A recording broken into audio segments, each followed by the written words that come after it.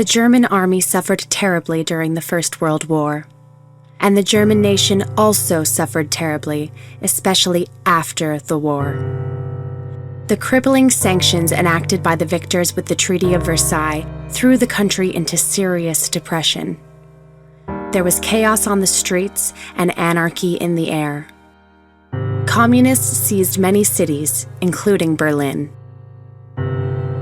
While the great wealth of the nation was bled away by outrageous war reparations or sucked out by unscrupulous politicians, the average German was impoverished. Inflation and unemployment soon followed and quickly destroyed all hope, all confidence, all morality. German cities were awash in pornography and prostitution, with even starving children being bought and sold like sex toys. Crime was rampant. Drunkenness and drug addiction were widespread. Suicide rates soared. The situation seemed hopeless. And then things changed, dramatically. Soon after the National Socialists were elected, the German economy sprang to life. Unemployment was erased. Building boomed. Great projects began. Confidence burst to life anew. After years of hunger, hardship, shame, and degradation, Germany became a happy, hopeful nation again. Germany's transformation from squalor and misery to a world superpower was so incredible that the 1938 Time magazine named Adolf Hitler Man of the Year. To many, it seemed as if a new cultural, economic, and political renaissance for all of Europe was at hand. But others throughout the world, envious, powerful, but above all fearful, now worked night and day to take Germany down. The Second World War was the most deadly and destructive war in history. For 6 long years, the unequal struggle pitting Germany against the world continued, with first one side, then the other on top. But at last, overwhelmed, Germany was once more defeated. This time, however, the Reich was to be punished not with mere reparations, nor loss of land, nor with simple decadence and despair. No. On this occasion, Germany was to be subjected to pure hatred. Hatred of the most vicious, evil, and depraved kind imaginable. Millions upon millions of Germans, many of whom had nothing to do with the war, were systematically raped, tortured, slaughtered, and all in the most sadistic and sickening ways imaginable. What happened to Germany and its people during and after World War II has remained the darkest and best-kept secret in world history. Until now.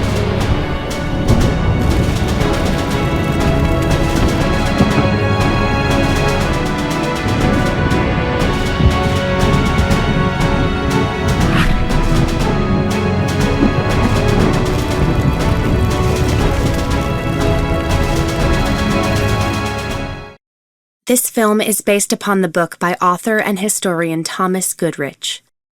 Over the past 30 years, Goodrich has written about a number of controversial subjects: the American Civil War, Abraham Lincoln, the American Indian Wars. But because World War II remains to this very day a pressing issue, the author feels this is by far his most urgent and timely book. This is the story of the crimes that were committed against Germany during and after World War II. The words you will hear are those of the victims themselves and the witnesses to these atrocities. There will be no attempt here to present the viewpoint of the other side. Anyone seeking the victor's version of World War II need only watch any Hollywood movie, turn on the TV to any World War II documentary, or visit any public library. This film, like the book it is based upon, does not concern itself with what the Germans allegedly did to the world during the so-called Good War. No, the focus here is instead on what the world did to the Germans. The crimes detailed herein are so vicious, so massive, and so evil that there are no words in the English language to accurately describe them. These are crimes that have been buried by the victors under a mountain of propaganda and lies for now over 70 years. This film is dedicated not only to the voiceless victims of the world's worst war, but also to future generations. Our hope is that if enough good people in the world are willing to listen and learn what actually occurred to these innocent victims, men, women, the old, the young, the sick, animals, then they someday soon will rise up as one, and with a united voice demand that nothing like this ever happens again to anyone, anywhere.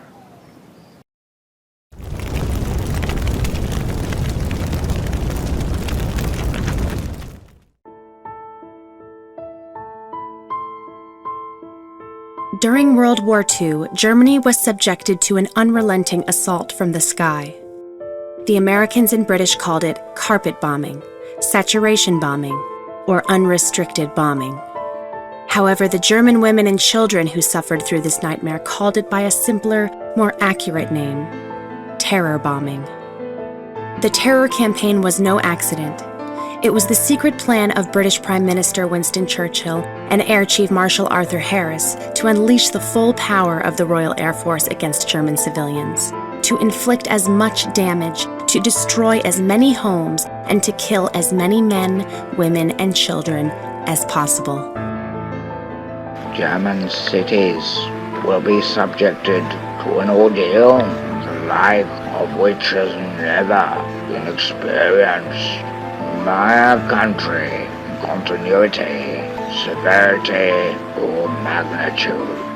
To achieve this end, there are no lengths of violence to which we will not go. Churchill's violence was on full display during the night of July 24, 1943.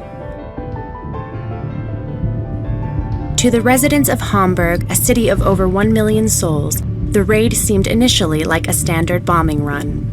But soon, hundreds of enemy aircraft began raining down tons upon tons of high explosives on the very heart of Hamburg. Schools, churches, hospitals, homes, ancient art and architecture, all were blown to bits. The onslaught increased in fury with each succeeding wave of bombers, building minute by minute into a fiery, devastating crescendo. And then the planes suddenly disappeared. The skies were clear again, and all above was silent. When the stunned survivors re-emerged from their cellars later that night, they saw that their once beautiful city was now a smoldering ruin. The following day, as firefighters from throughout northern Germany battled the blaze, Allied bombers suddenly appeared over Hamburg again. As planned, the Americans surprised not only the emergency workers, but columns of fleeing refugees as well. Thousands perished. The next night, RAF bombers returned. In addition to the normal payload of high explosives, the British sent down tons of phosphorus bombs to accelerate the fires. The resulting conflagration ignited a firestorm. Hurricane-force winds created by the intense heat uprooted trees, ripped roofs from buildings, and sucked screaming victims into the raging inferno.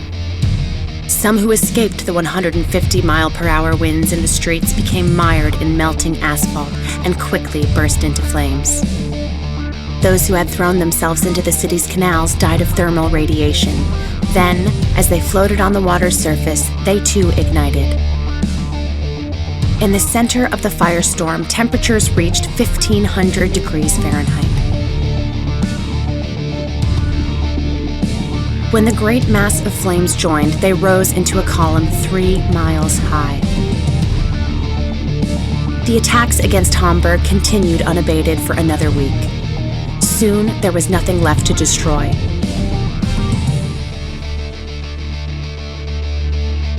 Appropriately dubbed by the Allies as Operation Gomorrah, the raids had been a cold and calculated attempt to scorch Hamburg and its people from the face of the earth.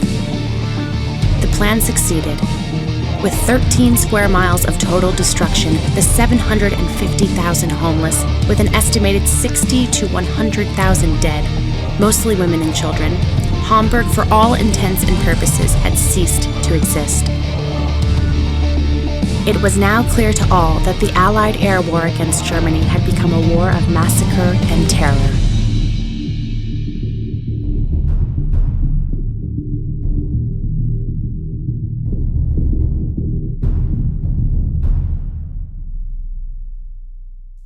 The pattern was repeated time and again across Germany. Hamburg, Berlin, Nuremberg, Darmstadt, Cologne, Stuttgart, Würzburg, Munich. All German cities suffered the same. After first blasting a town to splinters, the Allied bombers quickly returned in the hope of catching survivors and rescuers in the open and igniting with firebombs all that remained. When the roaring bombers released their lethal cargo, a veritable rain of fire descended upon a targeted town. The thousands of small fires would join together to form one huge blaze, creating an intense vortex of wind and flames.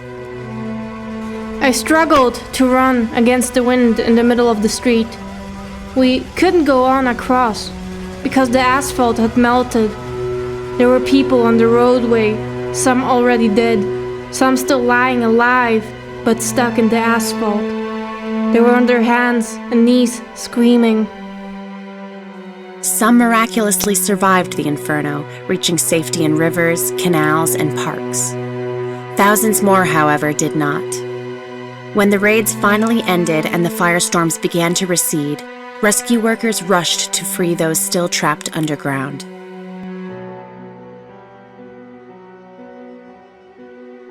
When would-be rescuers finally broke through to buried bunkers, they often found scenes of unimaginable horror. In cellars suffering direct hits, walls were awash in blood, with bone, brains, and body parts splattered everywhere.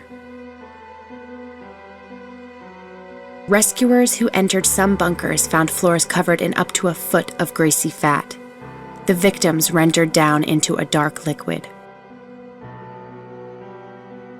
When word first filtered through to the outside world of the butchery being visited upon the women and children of Germany by the Royal Air Force, critics of these war crimes spoke out.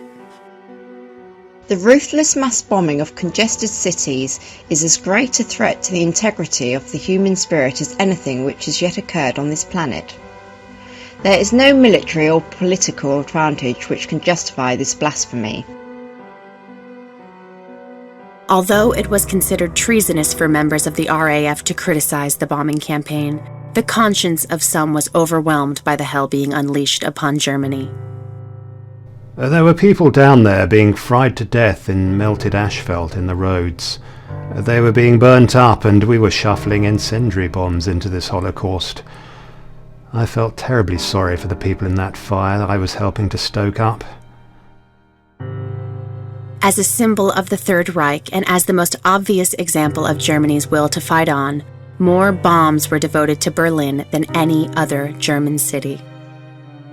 It is another place, however, that has become most widely associated with the terror campaign waged against Germany: Dresden.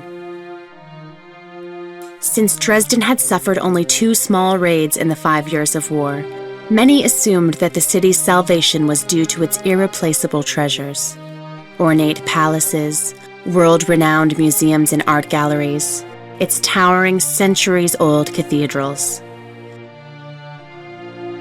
Others surmised that since Dresden had almost no heavy industry, and what little it did have had no bearing on the war, the enemy simply did not deem the city a viable target.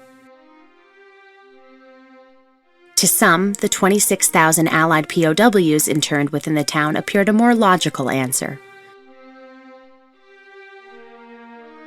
Still, others thought that perhaps it was the estimated 500,000 refugees jamming the city, many who had fled Soviet atrocities in the east, that kept Dresden safe from bombing. Despite the dire situation as war closed in, Dresdeners were determined on the night of February 13th to enjoy an annual event known in America as Mardi Gras, but celebrated in Germany as Fasching. Women and children, along with the few remaining men, many in costume, flooded the streets of Dresden to celebrate the event one last time before Germany's looming defeat. Just before 10 p.m., sirens began wailing. There was no panic. Most residents simply ignored the sounds. Even had there been any air raid shelters, few would have fled to them, for there seemed little doubt on this cold, yet cheery night that, like the 171 false alarms which had preceded it, this warning, too, would end in nothing. However, instead of the all-clear siren, a short time later Dresden heard another sound, a sound similar to a rolling earthquake. As wave after wave of RAF bombers appeared overhead, thousands of bombs tumbled down. Added to the normal payload of high explosives, hundreds of 2- and 4-ton blockbuster bombs slammed into Dresden, obliterating entire neighborhoods. Ancient cathedrals, palaces, and museums were reduced to rubble within seconds. At the railroad station, hundreds of individuals who had refused to leave their highly coveted train seats were blown to bits. At the huge indoor circus, spectators, performers, and animals were slaughtered by blast and hissing shrapnel. Well-marked hospitals were targeted. In the streets, on the sidewalks, atop the bridges over the Elbe River, costumed revelers with nowhere to run were slain by the thousands. Without let-up, the massacre continued.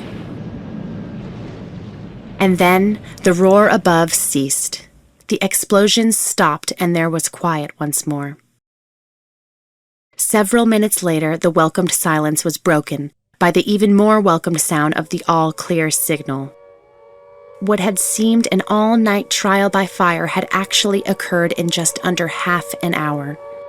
In those 30 minutes, however, one of the world's most beautiful architectural treasures had all but vanished. Fire brigades from surrounding towns arrived. Red Cross workers spread out to help the victims. Families screamed for missing loved ones. For many, the end of the world had seemingly arrived. No one, however, was at all emotionally prepared for what came next. At 1:30 a.m., the earth began to tremble once again.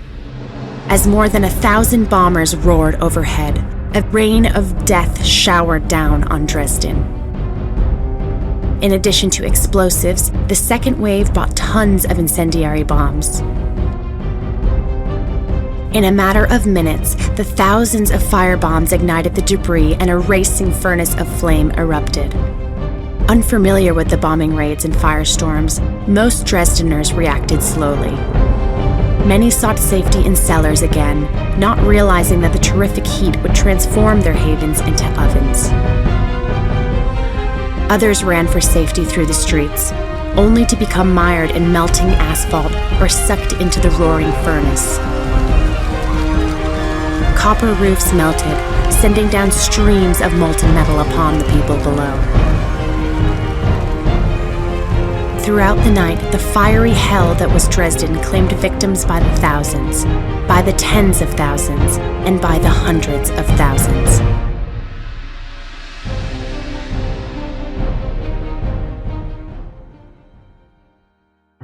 The following day, when the fires had cooled, rescue workers went to work.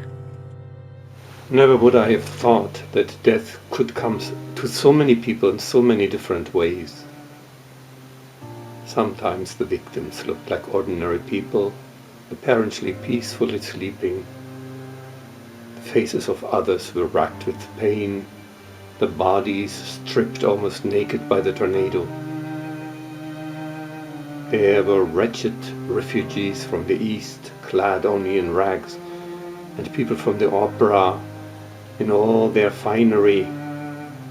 Here the victims was a shapeless slab, there a layer of ashes. Across the city, along the streets wafted the unmistakable stench of decaying flesh.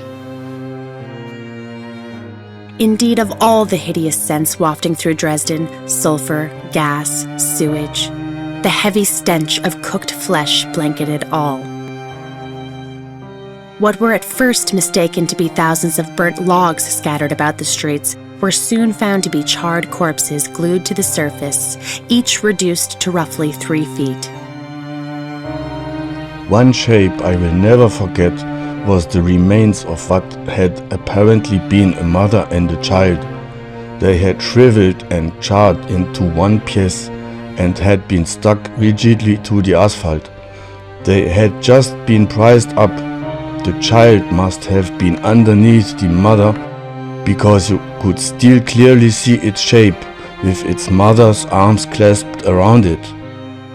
Aware that those in the old city would flee the flames to the open spaces, the RAF had hurled hundreds of high-explosive bombs into the huge Central Park. Here, the slaughter was ghastly. Torn off limbs, mutilated torsos, heads blown from their bodies and hurled away. The nightmare was everywhere. I went down on my knees, trembled and cried. Several women lay there with their bellies burst open, and one could see the babies, for they were hanging half outside. Many of the babies were mutilated. Scenes like that one I saw everywhere, and very slowly one became numbed. One acted like a zombie. The next morning, word spread that survivors should assemble in the city park. As the suffering mass climbed over the debris and the dead, they reached the park as well as the grassy banks of the Elbe. Some found missing loved ones. Most, however, did not. And then, shattering the calm, came the sounds once more. The roar of engines overhead. As U.S. bombers began blasting the rubble to dust, American fighter planes zeroed in on the thousands of refugees at the park, along the river and in other open spaces. Even zoo animals, which had miraculously managed to survive the bombing raids, were strafed and slaughtered. A weeping zookeeper watched as an American pilot chased down and shot his last remaining giraffe. Although the raid lasted only 10 minutes, the Americans returned the next day. And the next, and the next, seemingly determined that not a single living thing should survive in Dresden. One of the horrors for those who had survived the nightmare was recovery of the dead. Initially, bodies were pitchforked onto trucks and wagons and then taken to shallow graves on the outskirts of Dresden. It soon became clear that such a slow process could never handle the enormous amount of bodies. So huge grills were fashioned from girders in various parts of town, and corpses were stacked on them like logs. When the piles reached roughly 10 feet high and 30 feet wide, flamethrowers were used to ignite the mass. 1 month after the massacre, the Dresden chief of police reported that over 200,000 bodies had been recovered from the ruins. Later, the International Red Cross estimated that 275,000 had died in the raids. Because of the incredible density of Dresden's population on the night of February 13th through the 14th, because thousands of victims were refugees with no records, and because many bodies either lay buried forever in the ruins or had simply melted like wax, other estimates which place the death toll at 300,000 to 400,000 may well be closer to the mark. More people died during the firebombing of Dresden than during the nuclear bombings of Hiroshima and Nagasaki combined. To just fly over it without opposition felt like murder. I felt it was a cowardly war. Working in tandem with the terror bombing of German cities was the targets of opportunity policy upon the countryside. Under this order, anything moving in the Reich was fair game for Allied fighter planes. Ships, trucks, cars, trains, ambulances, women shopping on bicycles, farmers in fields, animals in pastures, even children in schoolyards were targets of Allied aircraft. In a flagrant attempt to widen the war, American bombers even attacked Zurich, Basel, and other targets in neutral Switzerland. Additionally, Winston Churchill made plans to saturate German cities with poison gas and kill those women and children yet alive amid the rubble. When advisors pointed out that Adolf Hitler might reply in kind with his own stockpiles of chemical weapons, the murderous plan was shelved. Meanwhile, the hell raining from the clouds mirrored an ongoing hell rising from the mud. As Germans soon came to realize, the Allied powers sought not only the physical destruction of Germany, but the spiritual massacre of the nation as well.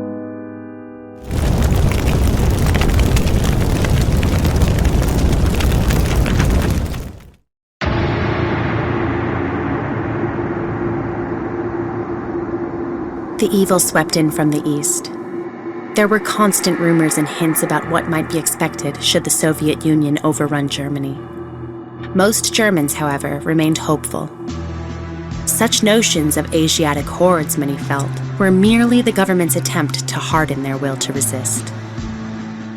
Thus it was that on the night of October 20th, 1944, as the village of Nemmersdorf and other communities nearest the front slept in imagined security, the unthinkable occurred.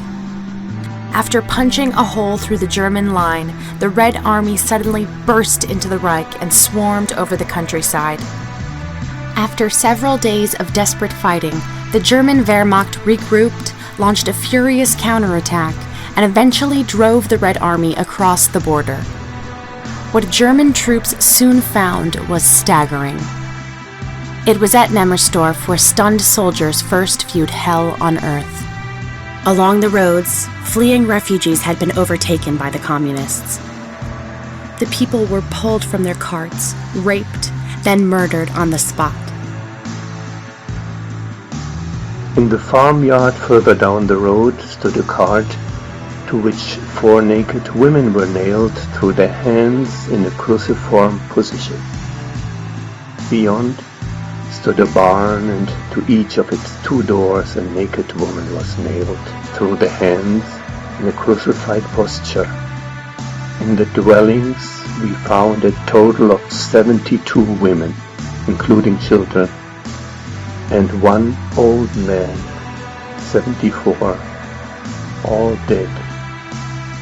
All murdered in a bestial manner, except only a few who had bullet holes in their necks. Some babies had their heads bashed in.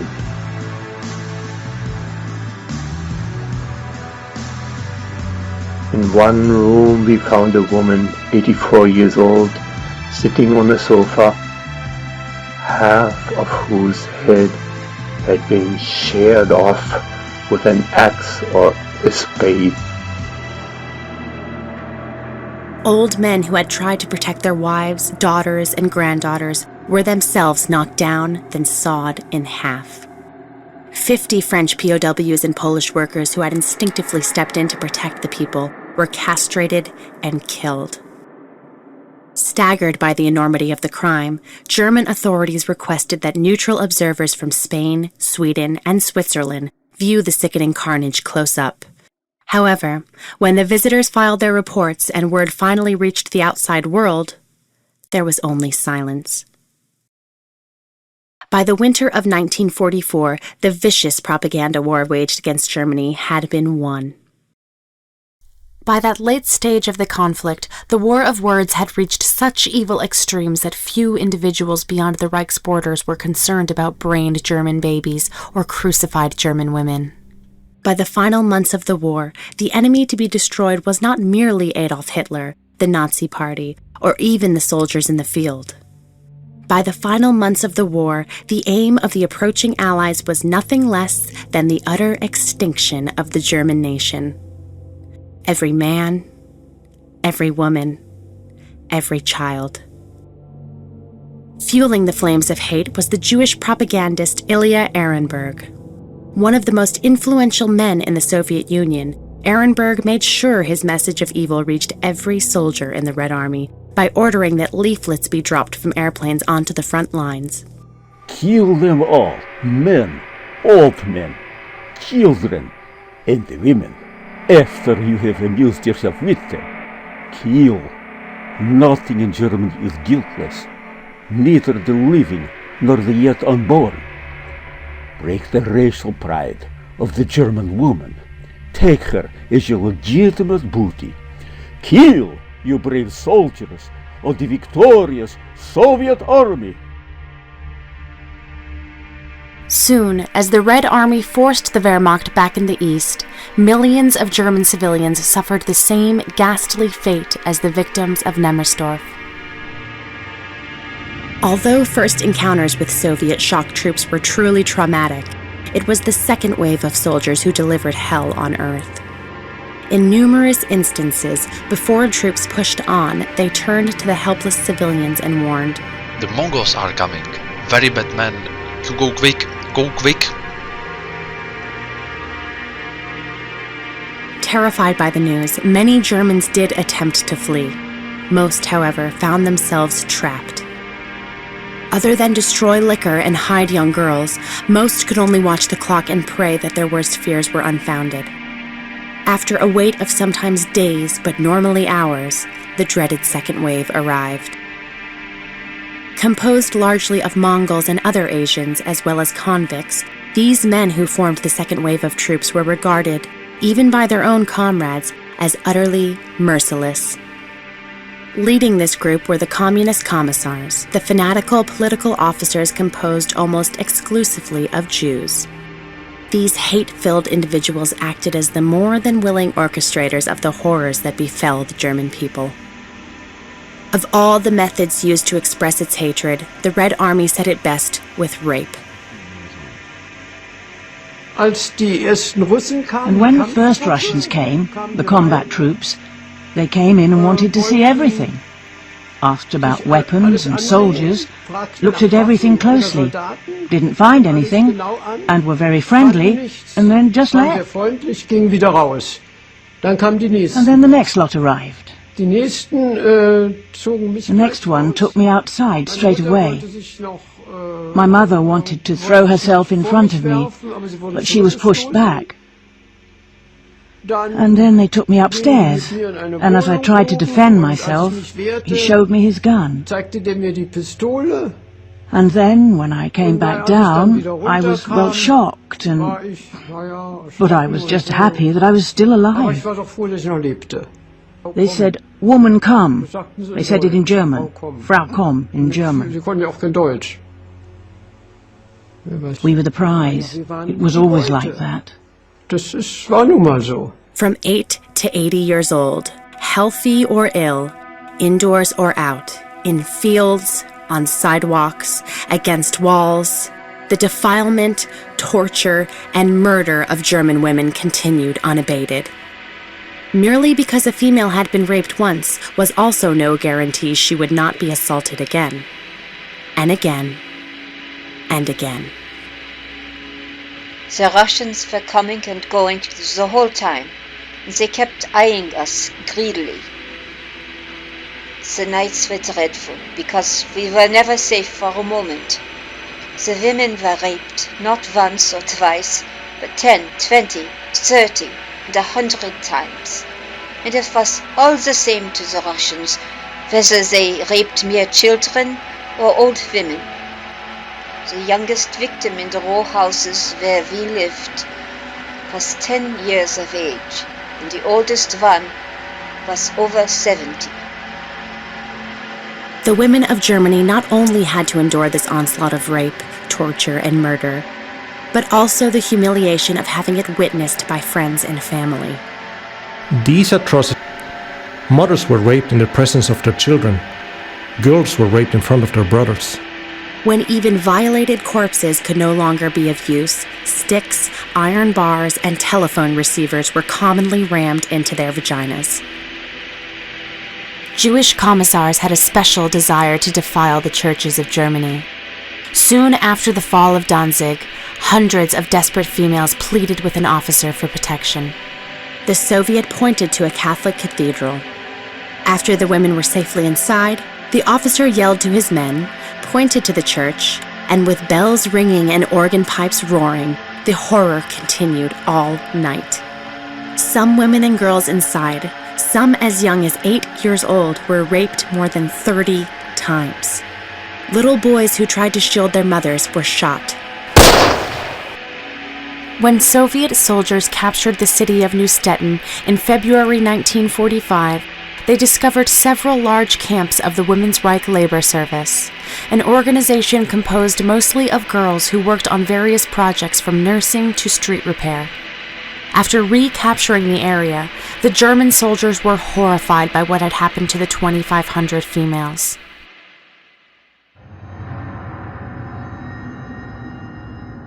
We had never seen anything like it. Utterly and unbelievably monstrous. Naked, dead women lay in many of the rooms. Swastikas had been cut into their abdomens.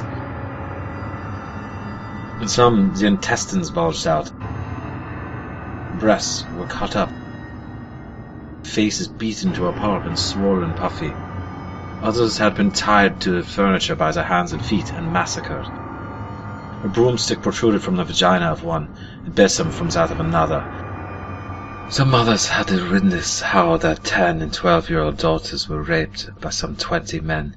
The daughters in turn saw their mothers being raped, even their grandmothers. Women who tried to resist were brutally tortured to death. There was no mercy. The women we liberated were in a state almost impossible to describe. Their faces had a confused, vacant look. Some were beyond speaking to, ran up and down and moaned the same sentences over and over again. Having seen the consequences of these bestial atrocities, we were terribly agitated and determined to fight. We knew the war was past winning, but it was our obligation and sacred duty to fight to the very last bullet. While its men fought furiously in the east, Germany was also trying to stave off invasion from the west. Unfortunately, the invaders on this front often did not behave any better than their Soviet allies. Battlefield newsmen to the west simply did not report the crimes. As tens of thousands of German rape victims could attest, there was no safety among the American and British. Millions massacred. Millions raped. Millions already enslaved. But this was only the beginning of Germany's nightmare.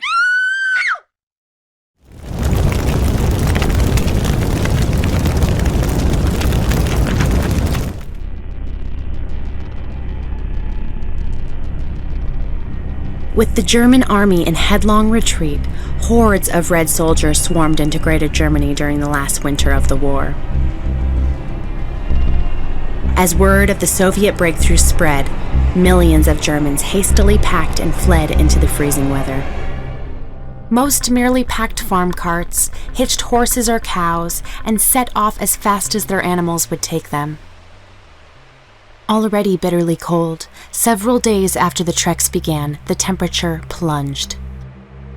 As a result, little children and infants dropped by the thousands. With the earth hard as rock, tiny holes dug in the snowbanks served as graves. It was so terribly cold, and the wind was like ice. The snow was falling, and nothing warm to eat, no milk and nothing. I tried to give Gabi the breast behind the house, but she didn't take it because everything was so cold. Many women tried that, and some froze their breasts. Given the chaotic conditions, and with freezing refugees clogging the way, many treks were quickly overhauled by the Russians. Some Soviet tanks crashed straight through the columns, squashing all in their path. After heavy traffic, the victims, men, women, children, animals, all, were pressed together as flat as cardboard. Those terrified survivors who had scattered to the icy countryside fell easy prey. As always, for the females, the living death soon began. For millions of Germans cut off on the Baltic coast, only one avenue of escape remained: the sea. As isolated Wehrmacht units desperately defended their shrinking Baltic beachheads, millions of refugees poured into the coastal enclaves. With their backs literally to the sea, only the slow and treacherous evacuation by boat was an option. Consequently, at Memel, Königsberg, Danzig, and other besieged cauldrons, the situation was appalling. Every alley, every street was packed with their vehicles. People were waiting in every harbor shed, in every wind-sheltered corner. Among them stood their beasts, bleating, snorting, lowing. The pregnant women giving birth somewhere in a corner, on the ground, in a barracks. Some of them had been raped on their flight, and now they were trembling for fear they would give birth to a monster. The strangely pale faces of girls going up and down the streets, asking for a doctor. The wounded and the sick, in constant fear they would be left behind, concealing weapons under their blankets to force someone to take them along, or to end their own lives if the Russians came. The orphans, who had been saved from their asylum somewhere at the last moment and tossed onto carts with nothing around them but a blanket, and who were now lying on the floors with frozen limbs. The old people who had lain down in some doorway at night and had not awakened, and the wild-eyed, insane ones who rushed from house to house, from wagon to wagon, crying for their mothers or their children. Over it all the grey sky, snow, frost and thaw and frost and snow, and the chill, killing wet.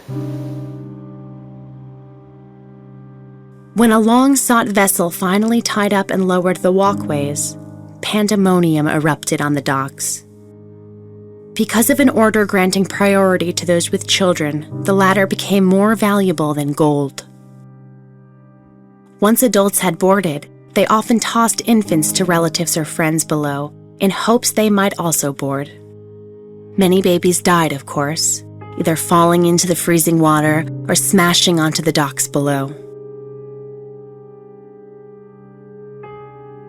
Nearby, terribly wounded soldiers quietly awaited their turn to board. For those who sailed from the besieged ports, their prayers appeared answered. For those left standing behind, their doom seemed sealed. Many men, in a surge of madness, shot themselves. Crazed mothers, with starvation gnawing and the Red Terror looming, found cyanide and poisoned their children, then themselves. Old people merely crawled into snowbanks, fell asleep, and never awoke. Unfortunately for thousands of refugees, there was no escaping the nightmare, even at sea. While many refugee ships successfully traversed the treacherous Baltic, Allied bombers were often the first to greet them when they docked. At Swinemünde in northern Germany, the arrival of a freighter loaded with evacuees coincided almost exactly with an Allied air raid. Hardly had the ship docked when a direct hit sent it to the bottom, taking 2,000 screaming passengers with it.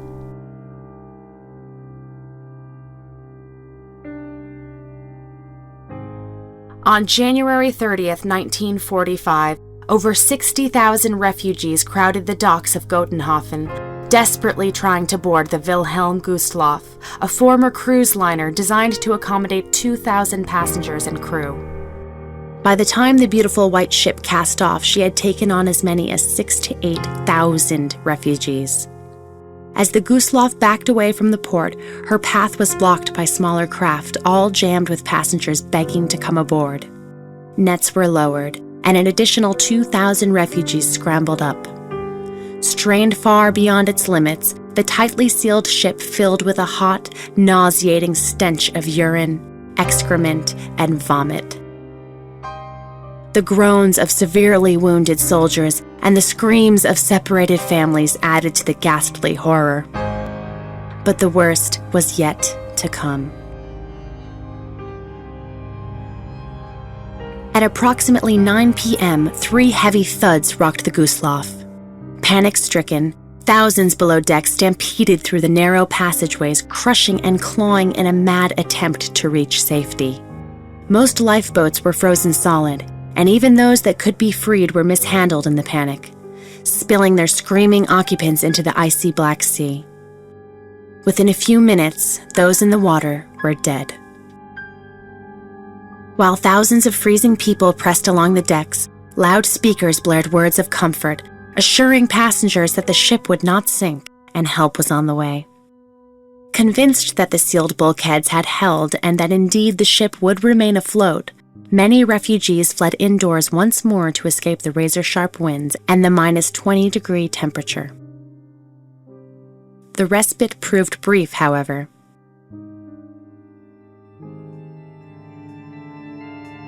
At 10 o'clock, a heavy tremor ripped the Gustloff as the bulkheads broke and the sea rushed in. Within seconds, the big ship began to roll on its side, then plunged beneath the waves. When rescue ships later reached the scene, they pulled from the icy waters a mere 900 survivors. All else, roughly 7,000 to 9,000 men, women, and children were lost. As many more incidents would prove, the sinking of the Gustloff was no mistake. In a deliberate attempt to kill as many refugees as possible, Soviet submarines struck again and again at the slow-moving ships. Soon after midnight on February 10th, an old luxury liner, the General Steuben, was plowing through the icy black Baltic. Heavily weighed down with refugees and wounded soldiers, the ship was in the midst of its second such evacuation in less than a fortnight. Just before 1 a.m., 2 torpedoes slammed into the ship's side. As the Steuben's stern rose high out of the water, hundreds leaped overboard, including some who were torn to pieces by the still turning propellers. Within 7 minutes, the ship plunged beneath the waves, swiftly silencing a final mass scream that seemed to arise from a single voice. Of the 3,500 passengers aboard, only a few hundred survived.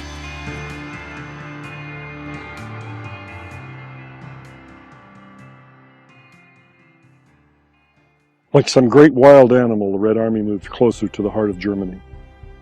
In countless German cities and towns, the pattern repeated itself. The bloody nightmare which enveloped the Baltic coast was typical of that which transpired wherever the Soviets occupied German soil. In many places, Silesia, Prussia, Pomerania, in the German communities of Czechoslovakia, Yugoslavia, Poland, and Hungary, a similar horror had been in progress for weeks. There, the ghastly atrocities actually increased, as if Red soldiers were in a mad race with one another to see who could destroy, murder, and above all, who could rape the most. Meanwhile, the American and British forces punched through the German lines in the west.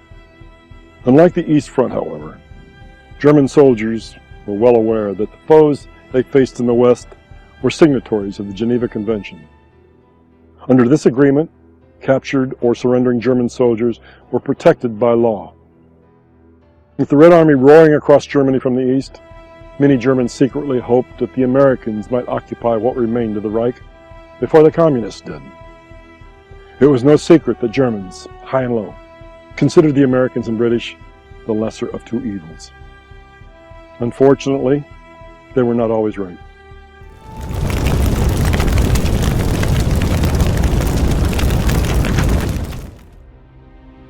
In the spring of 1945, as Berliners prepared to defend the capital from the encircling Soviet army, Germans to the west also fought to halt the Allied tide. Unlike the howling savagery to the east, fraught with nightmarish ferocity, defeat in the west came methodically, relentlessly, and judged by the standards of the east, almost silently. As the Western Front crept closer, civilians anxiously awaited the Allied arrival. Unlike the terrified trekkers to the east, relatively few Germans in the West abandoned their homes. The racial and cultural ties with the enemy, particularly the Americans, were simply too strong to arouse the same terror as the Soviets did.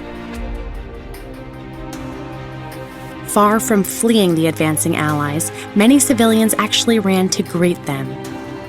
Little did the Germans realize that because of a decade of Jewish propaganda, the Americans were perhaps even more hate-filled than the Soviets.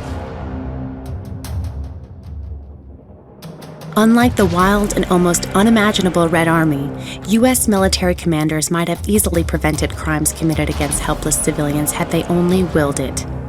In most cases, however, they did not. Leading the charge against the German people was General Dwight D. Eisenhower, a man whose hatred of all things German was well known.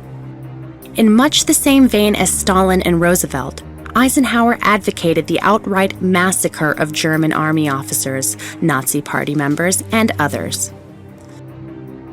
In all, according to the Allied commander, at least 100,000 German leaders should be exterminated. Not surprisingly, such sentiment from above quickly filtered down. The only good German is a dead German, became the pervasive sentiment. Take no prisoners was the tacit understanding. By the tens of thousands, captured or surrendering Germans were simply slaughtered on the spot. As American forces swept toward Munich in late April 1945, most German guards at the concentration camp near Dachau fled.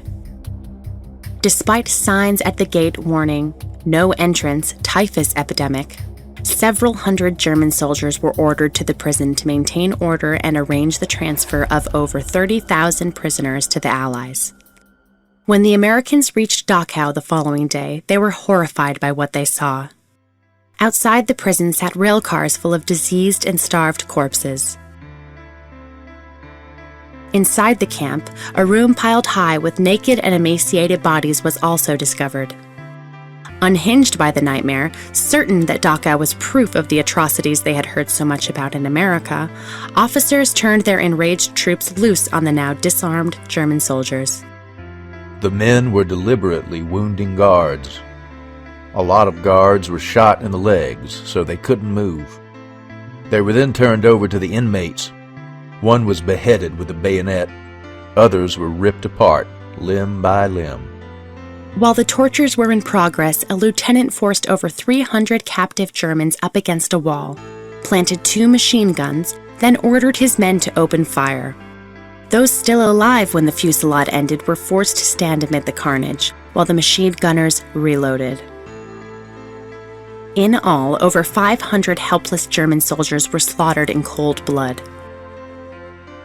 As a final touch, the citizens of Dachau were forced to bury the thousands of corpses in the camp, thereby assuring the death of many more from disease.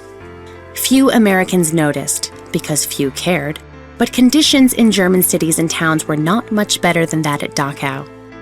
Because of the round-the-clock American and British air attacks week after week, very little food and almost no medicine was arriving anywhere in Germany. Virtually none reached the numerous concentration camps, where, during the last days, disease and starvation swept away the inmates by the thousands. The incident at Dachau was merely one of many massacres committed by U.S. troops.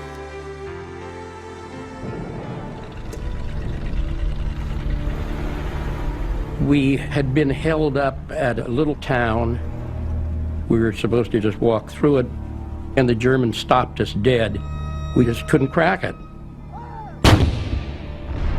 Eventually, artillery came in,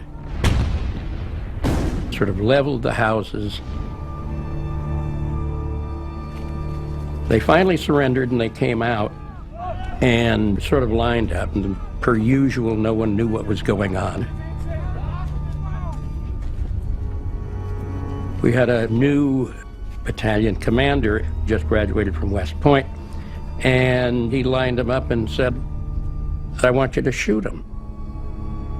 And I was horrified. Quite a few of us were horrified. And I went to him and told him, you know, that this was against all international law and humanity. My good buddy, who I'd spent so much time with him, grabbed me and said, "This nut'll shoot you. You better quit, knock this off." And he got enough guys, and they shot these about 25 prisoners. It was a terrible thing to see. And I talked to a lot of my buddies who had shot these guys, and they were horrified too. Unaware of the deep hatred the Allies harbored for them, when proud SS units surrendered, they naively assumed that they would be accorded respect as the unsurpassed fighters that they had proven to be. As soon as they were disarmed, most were slaughtered where they stood. For those members of the German military lucky enough to survive capture, death often awaited behind the lines, where thousands more perished. With General Eisenhower turning a blind eye to the Geneva Convention, only the threat of retaliation against Allied POWs still held in Germany prevented a massacre of prodigious proportions. Soon after U.S. combat soldiers moved out of a community and the rear echelon troops moved in, the reality of occupation became clear to the German citizens. The second wave of soldiers, wanting to experience a bit of war on their own, took out their aggression on the helpless Germans by looting, raping, killing, and destroying. In many towns, the invaders unlocked jails, prisons, and concentration camps, and invited the inmates to join in the revelry. They just opened up the camps and let them go. The Russians and Poles were looting the houses and killing the shopkeepers. Then they began raping the girls. Similar mayhem engulfed most towns in Western Germany as Americans and British pushed onward. Our own army and the British army have done their share of looting and raping. We too are considered an army of rapists. Although brutal rapes persisted against the defenseless females, the Allied troops quickly discovered that hunger was a powerful incentive to sexual surrender. Although sex could be bought for a bit of food, a cigarette, or a bar of soap, some victors preferred to take what they wanted, whenever and wherever they pleased. Hunger made German women more available. But despite this, rape was prevalent and often accompanied by additional violence. In particular, I remember an 18-year-old woman who had the side of her face smashed with a rifle butt and was then raped by 2 GIs. Even the French complained that the rapes, looting, and drunken destructiveness on the part of our troops was excessive. Despite the numerous atrocities committed on the Western Front, such savagery never became officially sanctioned. Considering the bloodthirsty propaganda from the primarily Jewish-owned media, as well as the active incitement of their political and military leaders, the average British and American soldier comported himself amazingly well, and certainly far, far better than his Soviet counterpart. Although the Allies in the West might have easily pushed on to Berlin, they were ordered to halt just short of their goal. As a token of their great love and gratitude, Roosevelt and Churchill had already awarded the German capital to Stalin as a prize. After days of hopeless fighting in which little boys fought and all too often died like men, Berlin was finally overwhelmed on May 2nd. And with the suicide of Adolf Hitler, the war effectively ended. Now that there was virtually no chance for reprisals against Americans held in German POW camps, Eisenhower's pathological hatred of Germans was given free rein.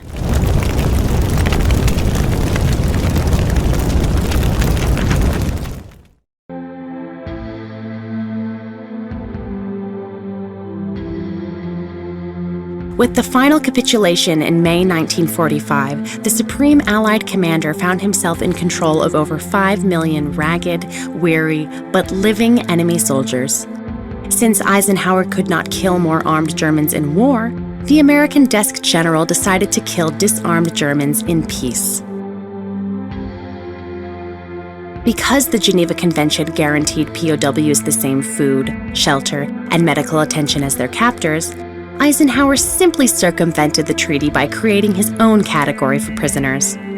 Under this reclassification, German soldiers were no longer considered POWs, but DEFs, disarmed enemy forces.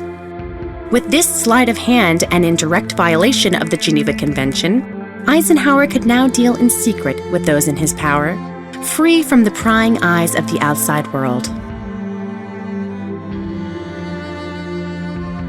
Even before the war's end, thousands of German POWs had died in American captivity from starvation, neglect, and in many cases, outright murder. With the German surrender and the threat of retaliation against Allied POWs entirely erased, deaths in the American concentration camps accelerated dramatically. While tens of thousands died of starvation and thirst, hundreds of thousands more perished from overcrowding and disease.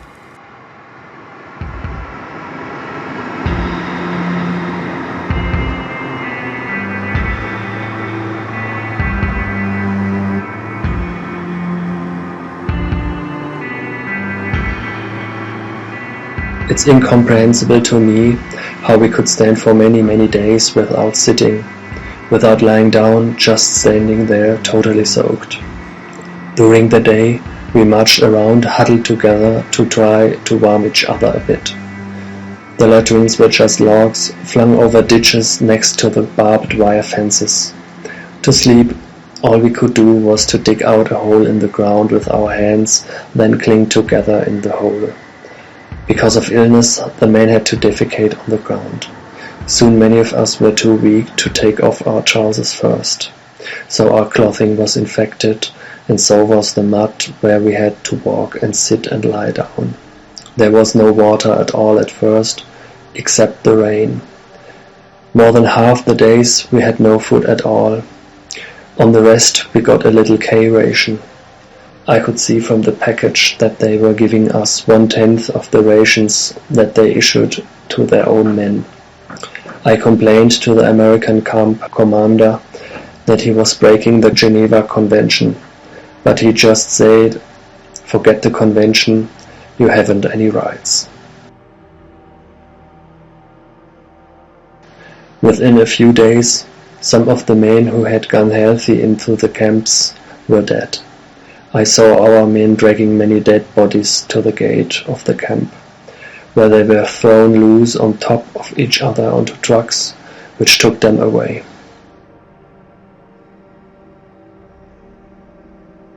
As if their plight were not already hideous enough, prisoners occasionally became the targets of drunken guards who sprayed the camps with machine gun fire.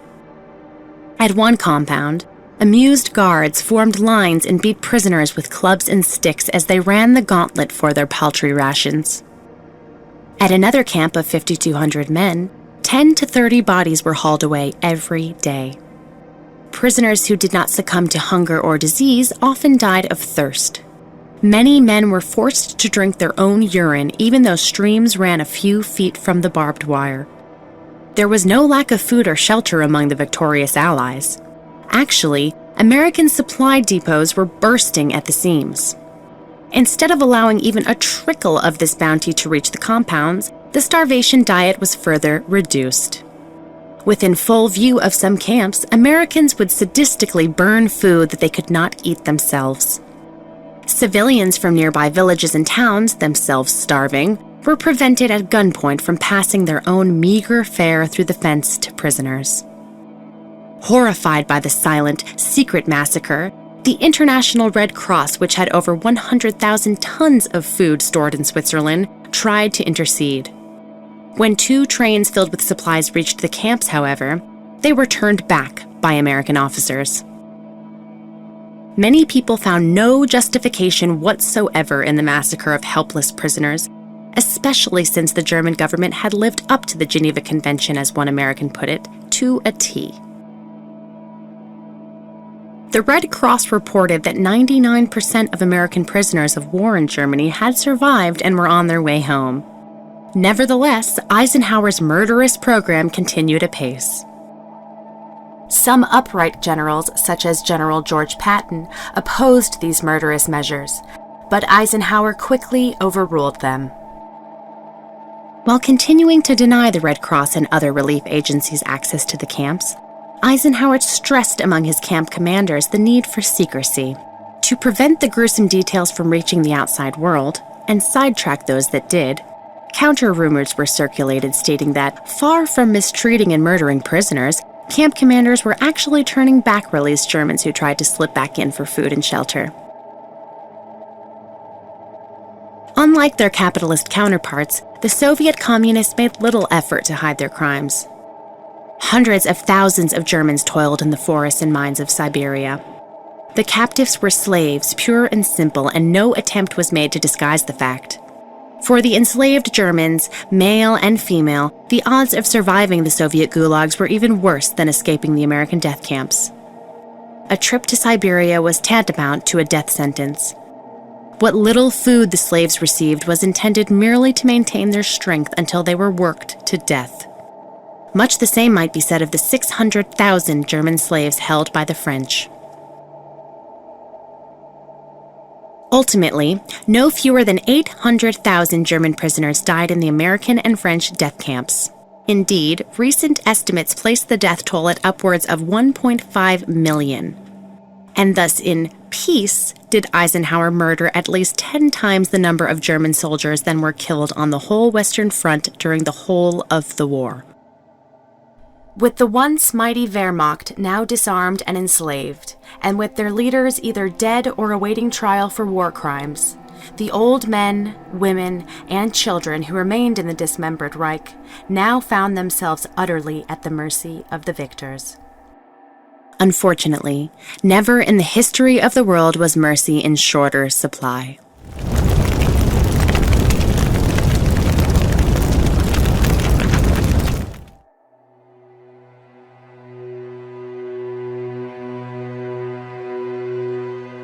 Soon after their victory in Europe, the Allied purge of Nazi Party members commenced. In theory, denazification was a simple transplanting of party officials with those of democratic, socialist, or communist underpinnings. In practice, the purge became little more than a cloak for rape, torture, and death. All adult Germans were compelled to register at the nearest Allied headquarters and complete a lengthy questionnaire on past activities. While many nervous citizens were detained then and there, most returned home, convinced that their terrible ordeal was over. For millions, however, the trial had just begun. Few German adults, Nazi or not, escaped the dreaded knock on the door.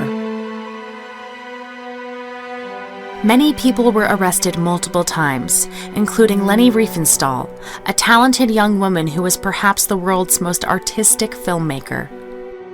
Because her epic documentaries, Triumph of the Will and Olympia, seemed to glorify not only Germany but National Socialism, and because of her close relationship with an admiring Adolf Hitler, Leni was of great interest to the Allies. Neither my husband nor my mother nor any of my 3 assistants had ever joined the Nazi Party, nor had any of us been politically active. No charges had ever been filed against us, yet we were at the mercy of the Allies and had no legal protection of any kind. As beaten up until they confessed to having been members of the Nazi Party. The authorities simply assume that basically everybody has belonged to the party. Many people die during and after these interrogations, while others, who admit at once their party membership, are treated more leniently. Generally, after enduring blackened eyes, broken bones, rape, electric shock to the breasts, or in the case of men, smashed testicles, only those who took their own lives or died during torture failed to sign confessions. Since most intelligence officers accompanying U.S. and British forces were Jewish refugees who had fled Germany in the 1930s, their knowledge of the language and culture was superb. With old scores to settle, the presence of these men ensured that there would be no mercy shown to Nazis, or any German for that matter.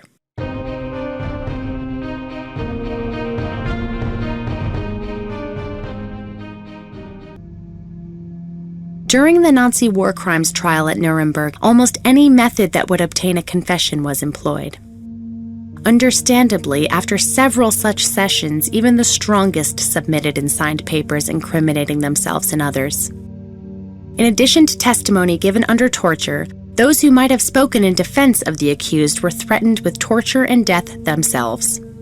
Moreover, hired witnesses were paid by the Americans to parrot the prosecution's charges. Horrific as denazification was in the British, French, and especially the American zones, it was nothing compared to what took place in Poland behind Soviet lines. In hundreds of concentration camps sponsored by something called the Office of State Security, thousands of Germans, male and female, old and young, high and low, Nazi and non-Nazi, were rounded up and imprisoned. Staffed and run by Jews with help from the Poles, Czechs, Russians, and other former concentration camp inmates, the prisons were little better than vast torture chambers where dying was a thing to be prolonged, not hastened. While those with blonde hair, blue eyes, and handsome features were first to go, anyone who spoke German would do. For these vengeful camp operators, no torture, no sadism, no depravity, no evil seemed too monstrous to inflict on those now in their power. Some Germans were forced to crawl naked on all fours and eat their own excrement as well as that of others. Many were drowned in open latrines. Hundreds were herded into buildings and burned to death or sealed in caskets and buried alive. Near Lambsdorff, German women were forced to disinter bodies from a Polish burial site, then kiss and make love to the putrid, rotting corpses.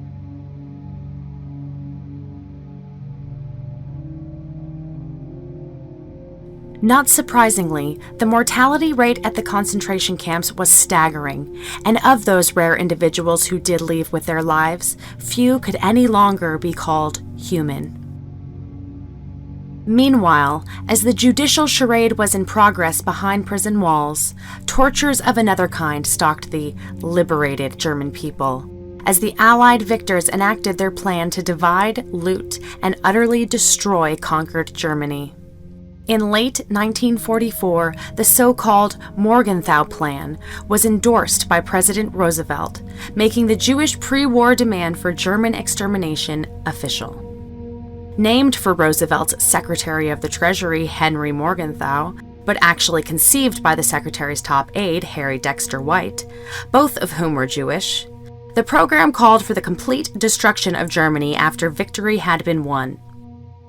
In addition to the dismantling and destruction of heavy industry and the permanent closure of mines, the Morgenthau Plan called for a reduction of the Reich's land area by 1/2. As many knew, this act guaranteed that roughly 2/3 of the German population, or 50 million people, would soon die of starvation. With the remnant of the population reduced to subsistence farming, and with the shrunken nation totally at the mercy of hostile European neighbors, it was estimated that within 2 generations Germany would cease to exist. When Roosevelt's successor, Harry Truman, met at Potsdam with Stalin and the new British Prime Minister Clement Attlee in July 1945, most of the teeth in Morgenthau's murderous scheme remained on the table. With the signature of the Big Three, the plan went into effect. Stalin's methodical looting in the Russian occupation zone became prodigious. Steel mills, grain mills, lumber mills, sugar and oil refineries, chemical plants, optical works, shoe factories, and other heavy industries were taken apart down to the last nut and bolt and sent east to the Soviet Union, where they were reassembled. Those factories allowed to remain in Germany were to operate solely for the benefit of Russia. Electric and steam locomotives, their rolling stock, and even the tracks they ran on were likewise sent east. Unlike its primitive Soviet ally, the United States had no need for German plants and factories. Nevertheless, the Americans were far and away the most zealous at destroying Germany's ability to recover. While the U.S. may have spurned German industry, they had a great interest in the Reich's hoard of treasure. billions of dollars in gold, silver, and currency, as well as priceless paintings, sculptures, and other artworks, were plucked from their hiding places in caves, tunnels, and salt mines, and shipped across the Atlantic. Additionally, and of far greater damage to Germany's future, was the mental dismantling of the Reich. Tons of secret documents revealing Germany's tremendous organizational talent in business and industry were simply stolen. Hundreds of the greatest scientists in the world were likewise compelled to immigrate by the victors. One man opposed to the vengeance-minded program was George Patton. Evidently, the virus started by Morgenthau of a Semitic revenge against all Germans is still working. I can't see how Americans can sink so low. During the first post-war years, Germany was little better than a vast concentration camp. Coinciding with the ruthless Allied program of denazification and re-education was the American and British policy of non-fraternization, segregating the victors from the vanquished in an effort to further degrade and demonize Germans and crush what little pride and respect remained. One year after the war's end, the former Reich still had urban dwellers clinging precariously to their caves and cracks for shelter. In Berlin alone, an estimated 50,000 orphans struggled to survive. Some of them, one-eyed or one-legged veterans of 7 or so, many so deranged by the bombing and the Russian attack that they screamed at the sight of any uniform, even a Salvation Army one. While occupation troops dined on 5-course meals complete with fried sole, Dutch steak, and ice cream, thousands of starving children felt fortunate if a potato peel or crust of moldy bread was unearthed. Children who could not live by their wits died. Those who didn't starve or freeze were crushed by the walls of their caves or torn to shreds by unexploded bombs which lay scattered across Germany by the ton. On their own, orphans aged fast, and little girls aged fastest of all. Like their older sisters, the children soon discovered that selling themselves could stave off starvation. A dreaded concern, not only for those who were selling themselves, but for the millions of rape victims, was unwanted pregnancy. Thousands who were in fact pregnant sought and found abortions.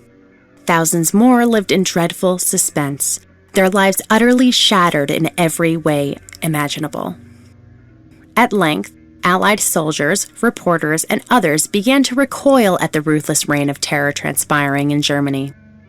While the Germans around them starve, wear rags, and live in hovels, the American aristocrats live in often unaccustomed ease and luxury.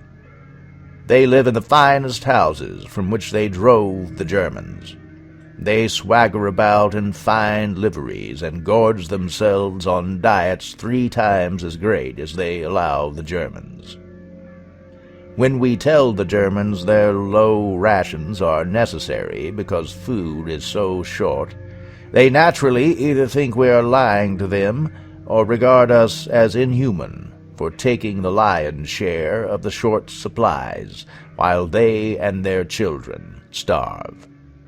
Even as the chorus of critics over the sadistic treatment of Germany grew, a nightmare of almost unbelievable proportions was developing behind the Iron Curtain.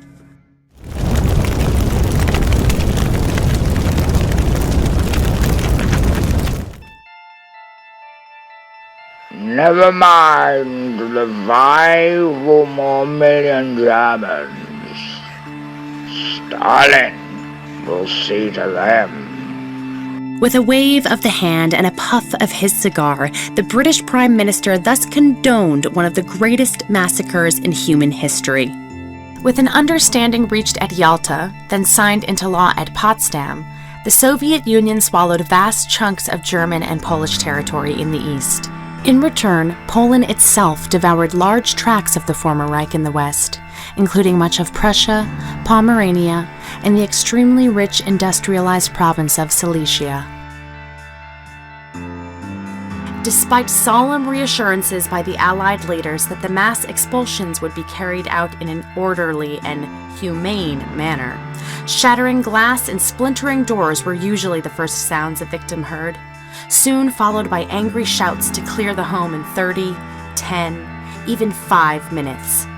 Thus, by tens and twenties, by hundreds and thousands, homeless Germans now began trudging west with no clear goal in mind.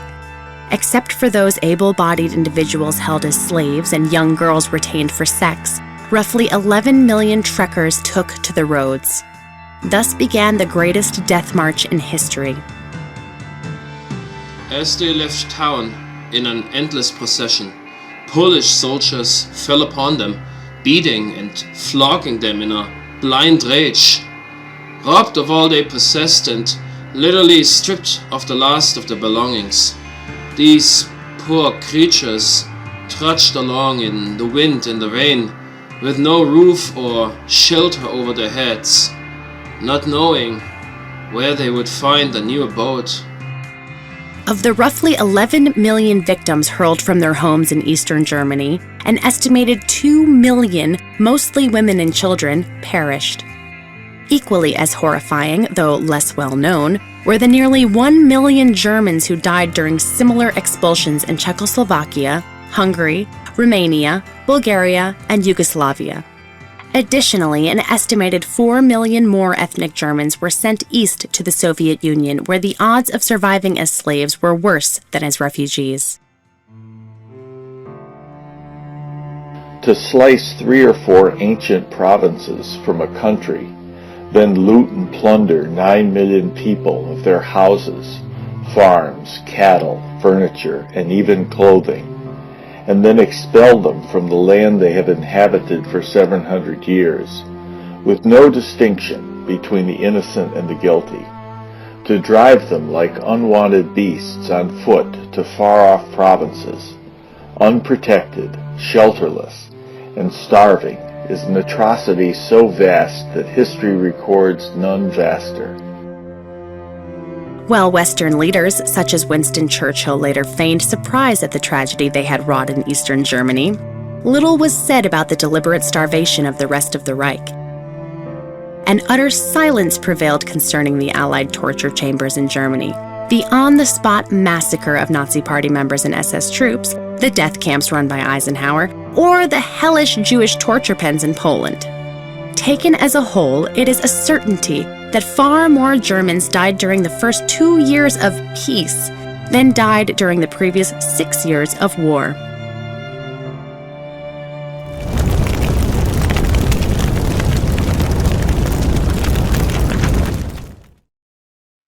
World War II was the world's worst war.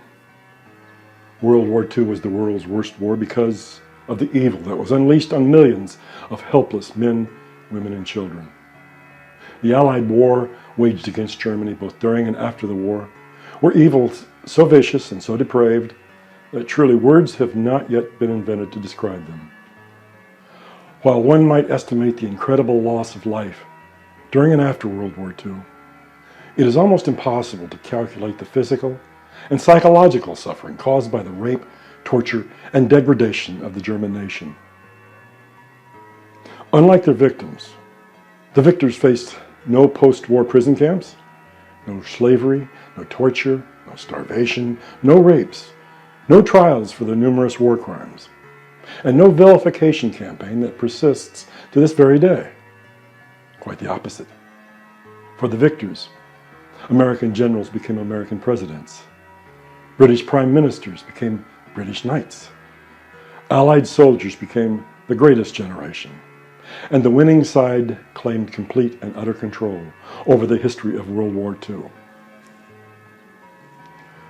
Not surprisingly, in the winner's expert hands, the evil crime that was World War II was quickly transformed into the crusade in Europe, the war to end evil, and simply the good war.